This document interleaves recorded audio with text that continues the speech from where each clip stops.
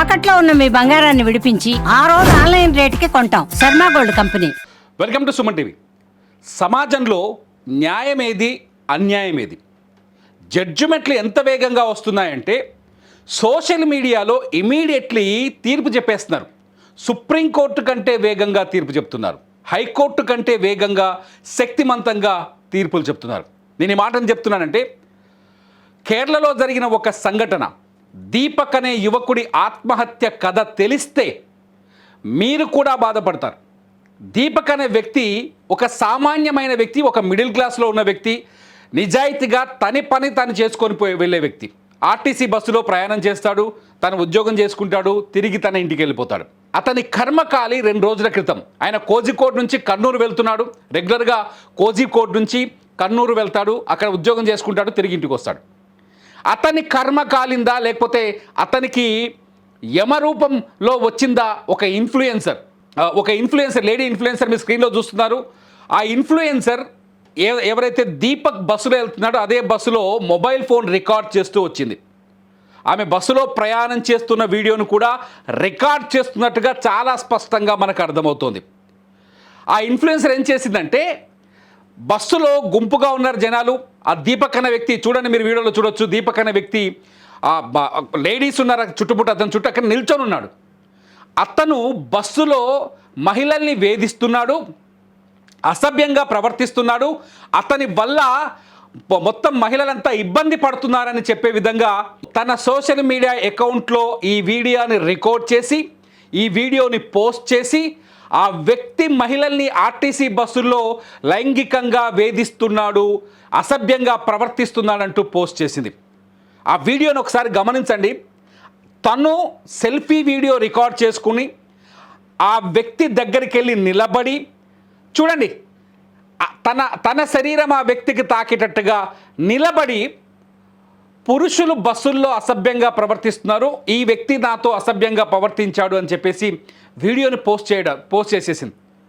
సాధారణంగా అసభ్యంగా ప్రవర్తించే బ్యాచ్ బస్సుల్లో కనిపిస్తుంది. అసభ్యంగా ప్రవర్తించే మగాళ్ళు ఉన్నారు, లేదని చెప్పడానికి లేదు. అసభ్యత కోసమే బస్ ఎక్కే జులాయిలు చాలామంది మనకు కనిపిస్తారు. కానీ ఇక్కడ దీపక్ అలాంటి వ్యక్తి కాదు. అనుకోకుండా సాధారణంగా మన మెట్రో రైల్లో వస్తుంటే ఆడ మగ కలిసి ఒకే డోర్ నుంచి ఎక్కుతుంటారు, ఒకే డోర్ నుంచి దిగుతుంటారు, అందరూ తాకుతూ ఉంటారు. చాలాసార్లు నేను మెట్రో రైల్లో వచ్చేటప్పుడు చెప్తాను, మీరు ఇక్కడ డోర్ దగ్గర నిల్చుంటారు చాలామంది అమ్మాయిలు, ఇక్కడ నిల్చొని ఎందుకమ్మా మీరు ఇబ్బంది పడతారని. చాలాసార్లు ఈ సంఘటనలు జరిగాయి, బస్సులో కూడా జరుగుతుంటాయి. సహజంగానే ఒక వ్యక్తికి ఒక వ్యక్తి తగులుతారు, అక్కడ ఆడనా మగనా అనే తేడా ఉండదు. అక్కడ సర్దుకుపోవడం అనేది ఇంపార్టెంట్. దీపక్ అనే వ్యక్తి కేవలం అసభ్యంగా ప్రవర్తించేందుకే బస్ ఎక్కాడు, అక్కడ అసభ్యంగా ప్రవర్తించాడని చెప్పేసి ఈ అమ్మాయి తీసుకున్న సెల్ఫీ వీడియో, ఈ అమ్మాయి తన యూట్యూబ్ కోసం చేసుకున్న వీడియో, లేకపోతే తన ఫేస్బుక్ కోసం చేసుకున్న వీడియో, తన సెల్ఫీ రీల్ కోసం చేసుకున్న వీడియోని తీసుకెళ్ళి సోషల్ మీడియాలో పోస్ట్ చేసి దీపక్ అనే వ్యక్తి అసభ్యంగా ప్రవర్తించాడని రాస్తే ఏం జరిగిందో తెలుసు కదా మీ అందరికీ. దీపక్ అన్యాయంగా ప్రాణాలు కోల్పోయాడు.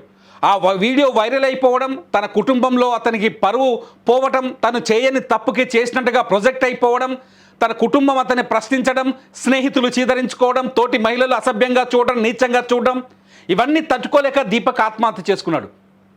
మరి ఈ మరణానికి ఆ సోషల్ మీడియా ఇన్ఫ్లుయెన్సర్ ఎవరైతే ఉన్నారో ఆమె బాధ్యత వహిస్తుందా? అతని కుటుంబానికి ఏం సమాధానం చెప్తుంది?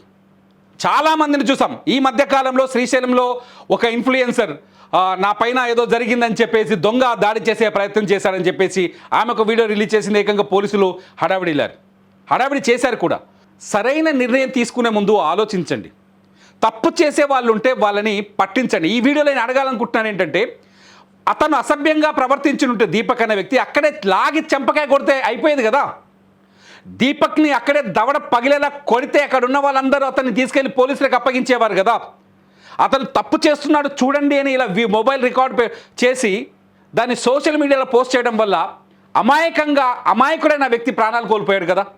అతను తప్పు చేయలేదని స్పష్టంగా వీడియోలో అర్థమవుతుంది కదా.